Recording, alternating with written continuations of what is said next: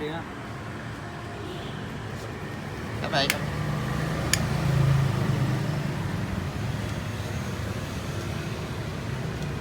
Có chưa?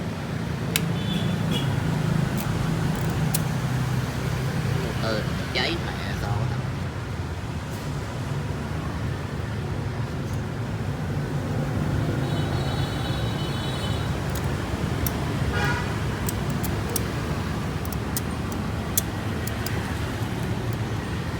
Motor này cháy mẹ sao đó chứ.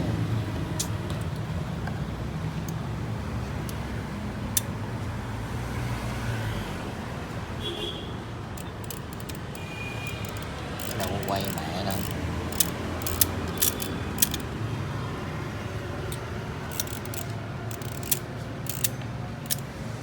Ủa, có điện chưa?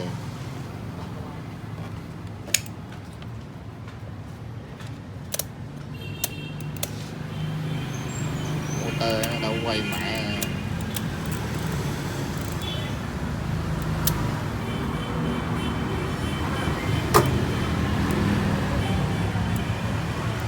Mở đây này, tắt ấy.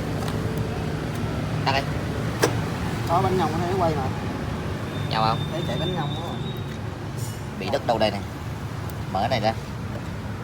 Coi thấy đứt đâu đó đó. Nạt lại nữa. Đây rồi. Mở con này ra luôn nè.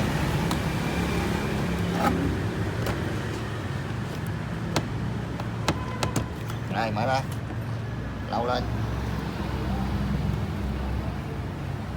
Đứt cái dây nguồn của motor con. Phâu cơ nè, thổi lên nào đóng mở ngắt nè. Lý nó vẫn còn như đó. Có cơ nó mới ra điện tử chứ mấy ba rồi sao. Rồi để coi nó chập nó nổ đúng không? Đó bị đứt rồi, nhưng mà có một sợi rồi. Hả? Đứt nó bị đứt cái vỏ một sợi rồi. Nhưng mà tao nghe chặt chặt nó bị đứt rồi.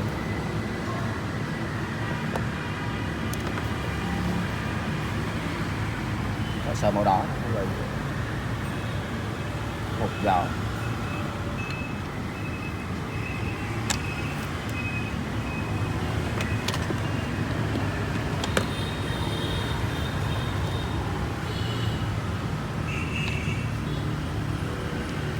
Nãy nó không giặt là biết sao không? Rút cái dây hơi ra.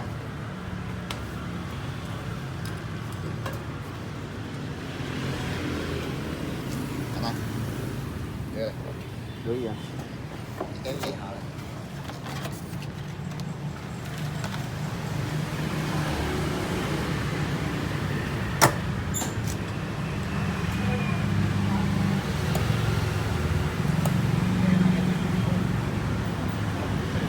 Lấy cái gì?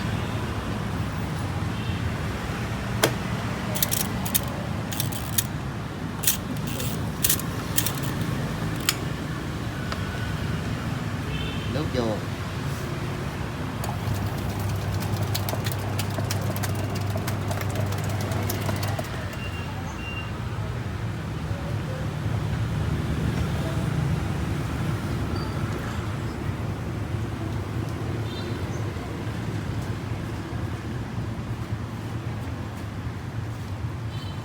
Anh lấy cọc không dựa. Dạ.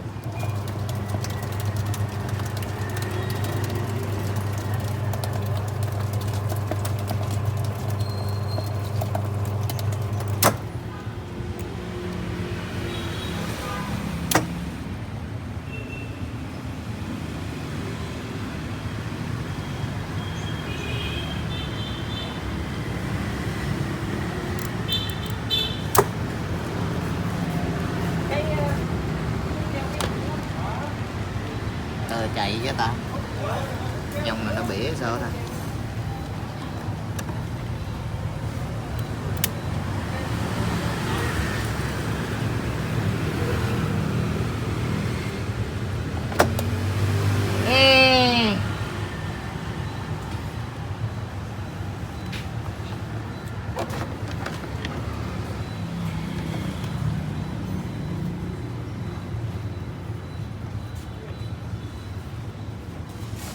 Đâu có tôi biết ngắn đâu.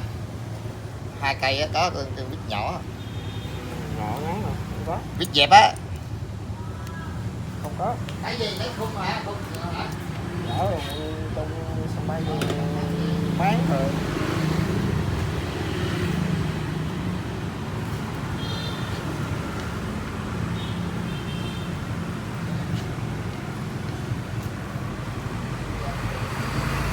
Còn tiền hả đây chứ? Đúng rồi. Ở đây là cái gì? Cái gì em? À, rồi, rồi.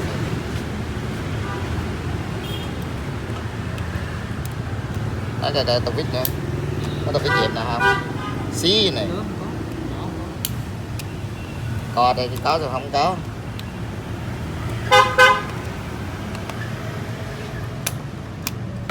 Thấy kìa mã nhọn.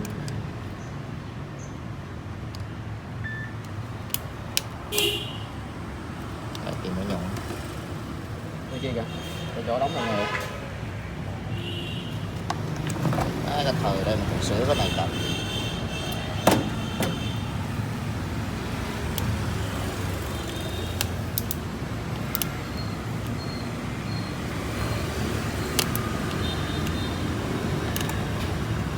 Đặt cái này lên.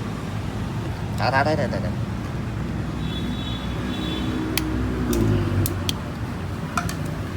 Đó tờ gì nhám.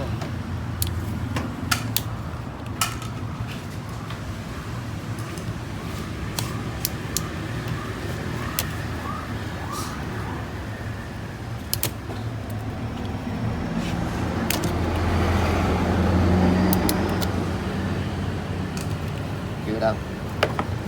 Gì đó Mr. Cảnh. Thế sao kêu quen mà giờ hỏi gì đó cái cảnh là sao?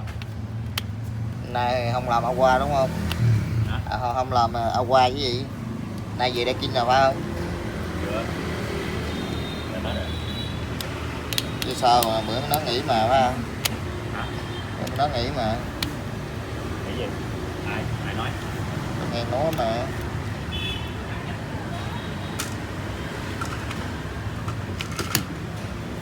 Mình đó làm sao mà khổ hơn hả?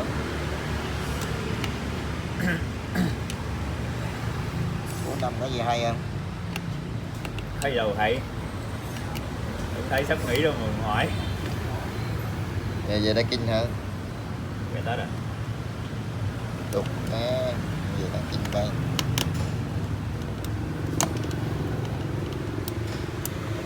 Về làm mẹ luôn rồi chứ, siêu anh mẹ.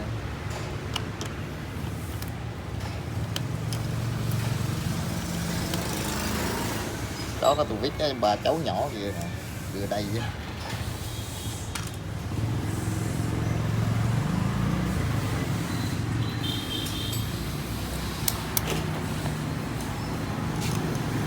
Nhỏ. Mày thấy không, còn khổ không? Giờ này mà còn sửa cái ni nè. Khổ lắm chú ơi. Nữa, thằng cổ nữa. Kiếm tiền mà nó khổ quá.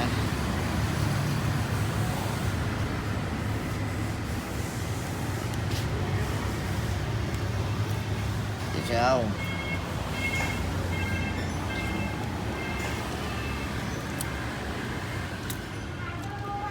À, quên tụt má là quá rồi, đẩy cái này lên. Có hai cái viết dẹp. Nhà xí á, Không nhỏ. ta mới kẹp lên được cái này. Chỗ trân thông đi. Sân bay kinh doanh mắc rồi.